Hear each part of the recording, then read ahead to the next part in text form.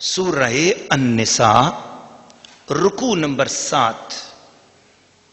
تلاوت.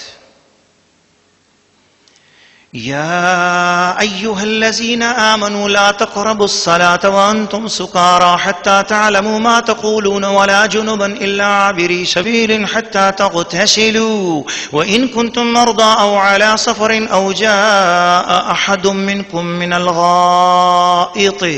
أو لامستم النساء فلم تجدوا ماء فتيمموا صعيدا طيبا فامسحوا بوجوهكم وأيديكم إن الله كان عفوا غفورا. ألم تر إلى الذين أوتوا نصيبا من الكتاب يشترون الضلالة ويريدون أن تضلوا السبيل والله أعلم بأعدائكم وكفى بالله وليا وكفى بالله نصيرا. من الذين هادوا يحرفون الكلم عن مواضعه ويقولون سمعنا وعصينا واسمع غير مسمع وراعنا ليا بألسنتهم وطعنا في الدين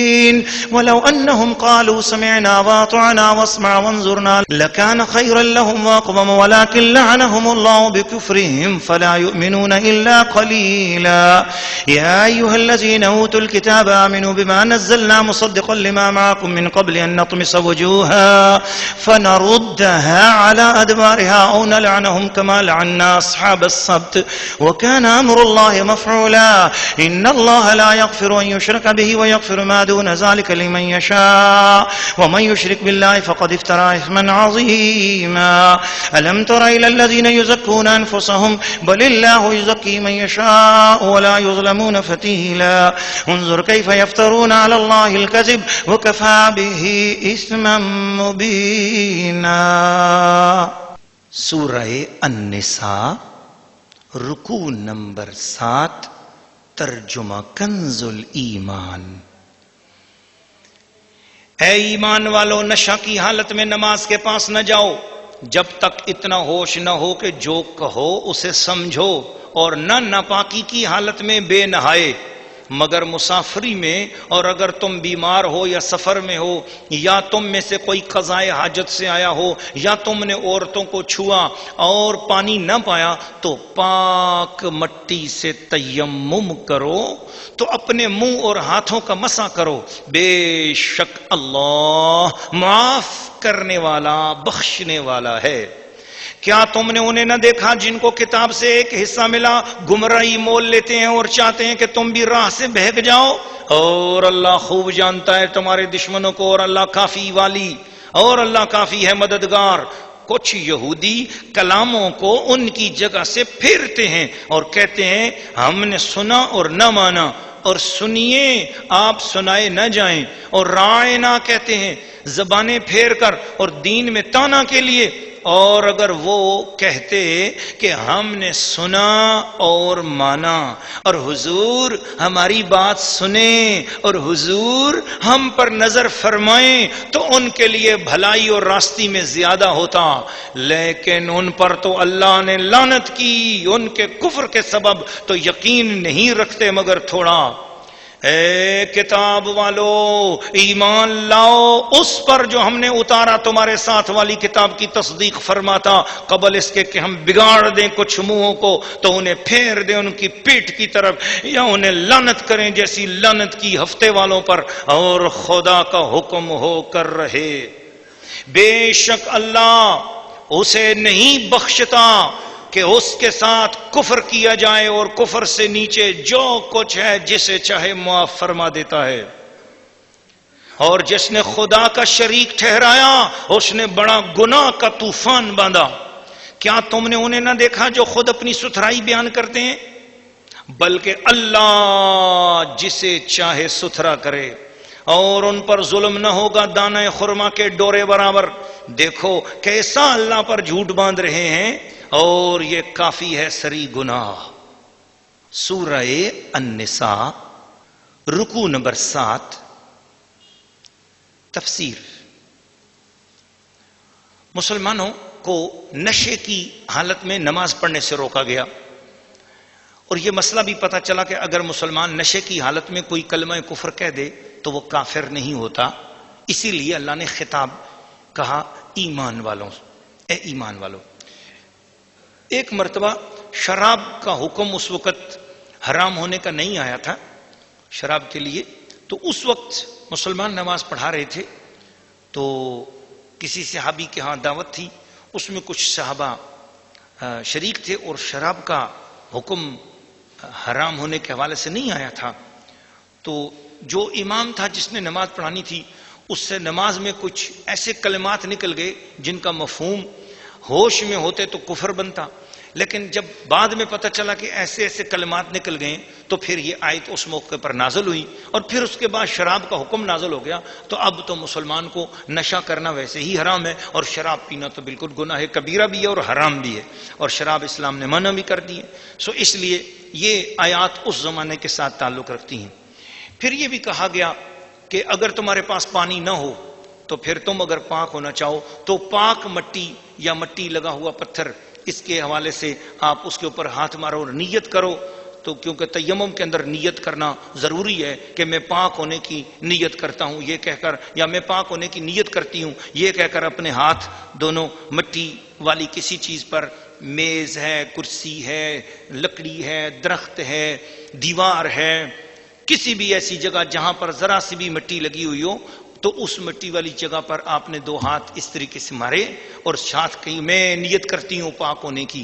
یا بندہ ہو تو مرد ہو تو وہ کہے میں نیت کرتا ہوں پاک ہونے کی، تو دو ہاتھ اس طرح مار کر اپنے ہاتھوں کو ملیں، پھر اپنے چہرے پر ملیں، اور پھر اپنے بازوؤں پر ملیں، اور بس یہ تیمم ہو گیا، پاک ہو گئے۔ اب نماز بھی پڑھ سکتے ہیں، اب سارے کام جو کام وضو سے لے سکتے تھے وہ سارے کا سارا کام مٹی سے لے لیا گیا، اور مٹی نے آپ کو پاک کر دیا۔ تو یہ شریعت نے طریقہ بتایا ہے کہ اگر پانی نہ ہو تو۔ اور اسی طرح یہودیوں کو پھر اسلام کی دعوت بھی دی گئی، اور بتایا گیا کہ یہودیوں سچے دل سے اسلام میں کیوں نہیں داخل ہوتے ہو، کیوں خام خواہ بہانے بناتے ہو، تمہاری کتابوں کے اندر لکھا ہوا ہے تو تم اس کے مطابق ہی تمہارے اپنی کتابوں پر بھی عمل کرو، تو تمہیں دامن مصطفیٰ میں آنا پڑے گا اور کلمہ پڑھ کے مسلمان ہونا ہوگا۔ پھر شرک کے گناہ کی سختی بھی بتائی گئی کہ شرک کتنا بڑا گناہ ہے۔ اور ایک واقعہ تیمم کے حوالے سے میں عرض کرتا چلوں، جسے صدر الافاضل السیدنا سید محمد نعیم الدین مراد آبادی رحمۃ اللہ تعالیٰ نے خزائن العرفان میں بیان فرمایا کہ غزوہ بنی مستلق میں جب لشکر اسلام ایک رات ایسے جنگل بیابان میں اترا جہاں پانی نہیں تھا، صبح کو جب وہاں سے کوچ کرنے کا ارادہ تھا تو وہاں حضرت ام المومنین عائشہ صدیقہ رضی اللہ تعالیٰ عنہ کا ہار گم ہو گیا۔ حضور علیہ الصلوۃ والسلام نے فرمایا کہ قافلہ یہیں ٹھہرا رہے گا، ہار تلاش کرو۔ صحابہ کو ہار تلاش کرنے کے لیے بھیج دیا۔ خیر،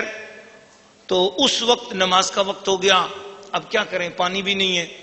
تو ہار کو گم ہونے کا بہانہ تھا، نماز کا وقت آیا، پانی نہ ہونے کی وجہ سے اللہ پاک نے تیمم کا حکم نازل فرمایا، اور یہ آیات نازل ہوئیں، اور پتہ چل گیا کہ اگر پانی نہ ہو اور اس طرح انسان سفر میں ہو یا اس کے پاس گھر میں بھی ہو مگر پانی نہ ہو، اور ڈھونڈنے سے